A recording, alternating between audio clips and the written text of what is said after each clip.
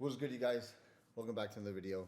So, today was a fantastic trading day. It was definitely one of those very stressful trading days, and I actually want to go over the trade with you. So, as you guys already know, for those of you guys that saw my Instagram story, I ended up making $28,000 on my Hero portfolio, which is where I trade indices, which is CFDs, which is MetaTrader 5, and I trade Hero. That is my main portfolio that I have there. I have a little bit larger capital on Hero FX. But I also have a portfolio for futures where the majority of the funds are going to be going to my two daughters. It's kind of like an investment account that I have for them that I reinvest that profit into the S&P 500 for them on a monthly basis as well. So just trying to make sure that my daughters are going to be set up just in case something does happen to me, God forbid.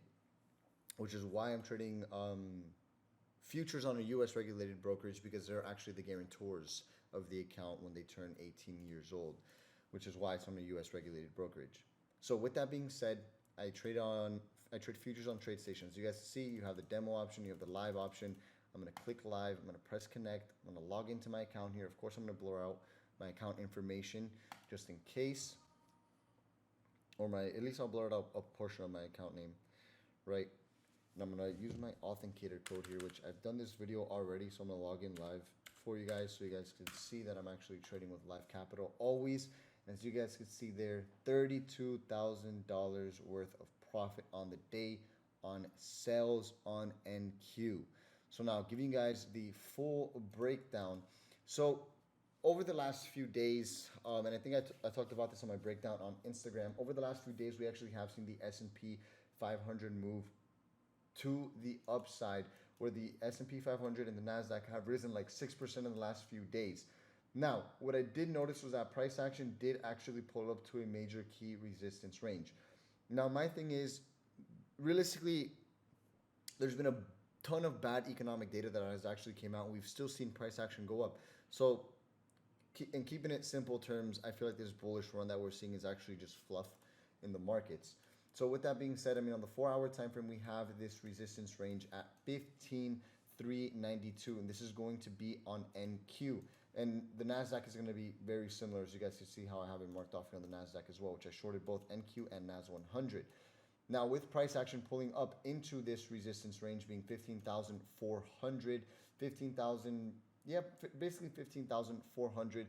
I was actually looking to go short here, which I actually also took shorts on the S&P 500 in the morning. On the S&P 500, I ended up making like $5,000, and I ended up making like another $28,000 on my futures account, which is why I have like a $33,000 total gain on the day. But I'm not going to go over the ES or the SPX trade. I want to focus on the big trade of the day, which for me was the NASDAQ. So price action in the morning had actually pumped up and tried to break above resistance, which you could clearly see there was a liquidity grab, and we started actually seeing selling pressure come into the markets. We had not one, but we had two big rejections to the upside, which is where I ended up going short on ES. I ended up going short on ES after price broke back under resistance. So I unfortunately did not short NQ at this high over here, else that would have been a phenomenal trade. Now, one thing that I did notice was that we did have support here down on the 15-minute time frame at 15,340, which is going to be our main key support here on where I ended up taking this position. Now, I do have the VWAP actually open at that point in time, which I don't have it here. Here it is. We have the VWAP here.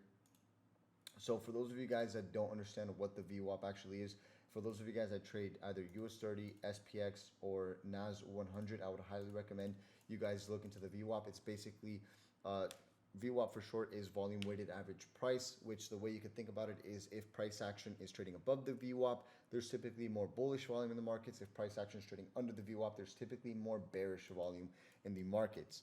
Now, after identifying that there was a support range here at 15,340, after price action had already started to come to the downside, I wanted to see price action take out this support, and I wanted to see price continue to come down, possibly down into the 15,288s, which actually had another area marked off, which is going to be based off of this hour time frame, which I do believe I had it marked off somewhere along this lines right here, which is going to be this support range. This is going to be an intraday hour support range, which was another area I was actually looking to target as well. So these were pretty much my three targets on the day if I were to have gone short on the NASDAQ. So it was going to be 15,000 15,287 and then 15,228. Those are my two main support ranges on the day for the shorts because obviously this was another area here on support on the Nasdaq, which I basically let everybody know inside of the day trading institution when we went live. It's like, hey, like if we do receive rejection of this resistance range at 15,400, we would probably see price come down into 15,300. You could look to take profit there, and if price breaks the lows, we could look for price to come down even further. So my whole trade on the day was looking for a break of the low setup, a break of support. Now, I do want you guys to keep one thing in mind. I actually did execute on this setup a little bit later um, than I actually wanted to, which was a good thing because it ended up saving me so much in drawdown. So there's a few different areas I was kind of looking at here. So keep in mind, my whole stop loss point was based off of the VWAP here. I wanted to see price action come down into support and break support, and there's a great probability that price action was going to break support, especially that we hadn't had a move to the downside in the last few days. I wanted to also keep a little bit of a wider stop loss because price action was just so choppy around this range. I knew if I were to have tight stop loss, I'd probably be taken out of my position before. So I really wanted to make sure that my trade, before it even got anywhere near my stop loss, it had enough breathing room to potentially go back to the downside, and that is what completely saved me on this trade.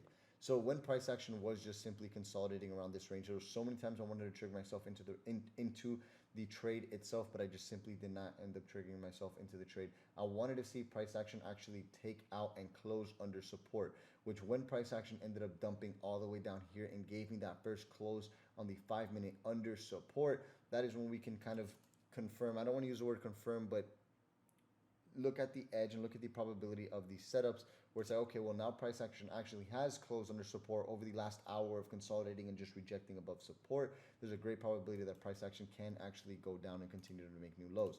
Now, again, my main target was here at 15,280. When I actually did take the short at price action closing under the lows, I actually ended up having a stop loss a little bit above this candlestick over here, which gave me about a 70-point stop loss, which that's basically where I determined, hey, you know what?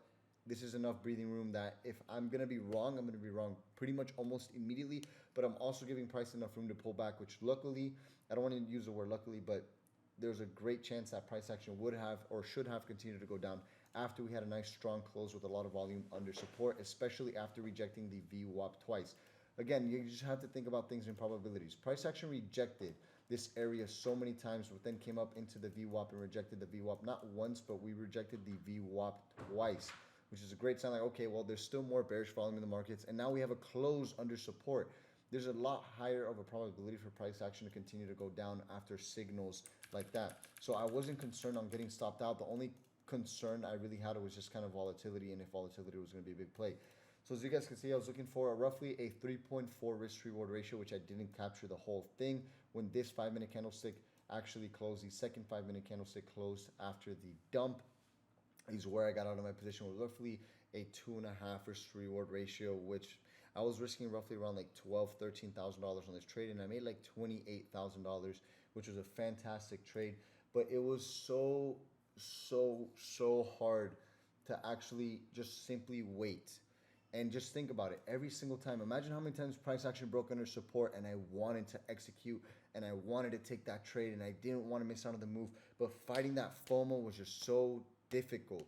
Not just that, it was also kind of like, okay, well, if I do execute on the trade now, you know what, even if price does pull back up, I can put my stops above the VWAP and I'm still, like, this was kind of my thought process. I can put my stops above the VWAP and I'm still going to get like a 2-to-1 risk reward ratio at the first take profit. And if it goes to the third take profit, I'll get a 3.4 risk reward ratio, which I wouldn't even have made as much money as I did on the day. So I'm specifically even more proud of myself on the way I executed this trade because I waited for my plan. I waited for the setup that I have marked off on my playbook. I wanted to see that close under support. We got that executed right away. Like, the only concern I had with taking the trade at the close under support was basically that price would be down here by the time it closed under support and I wouldn't be able to take the position. But for me, it was like, you know what? I'd rather just not trade at all today. I already made $5,000 earlier in the morning. If I don't end up taking this trade, it is what it is. You know, even if price does go. And it just was really a great, like, not just a pat on the back, but a nice check where it's like, hey, you know what? You did very well today. So I'm very proud of this trade, which is why I wanted to break down the trade to you guys because this trade really did test my trading psychology. And you know what? I got paid big for it. $33,000 on the day, as you guys already saw. This is a fully U.S. regulated brokerage, and another $28,000 on my hero account. So I'm up like almost $60,000 on the day, probably like $62,000, which is absolutely fantastic. And I executed just so perfectly. I hope you guys enjoyed this video. I hope you guys gained benefit and knowledge off of this video, and I hope this video was up to value for you guys. So just wanted to give you guys a quick little breakdown on my trade that I took today.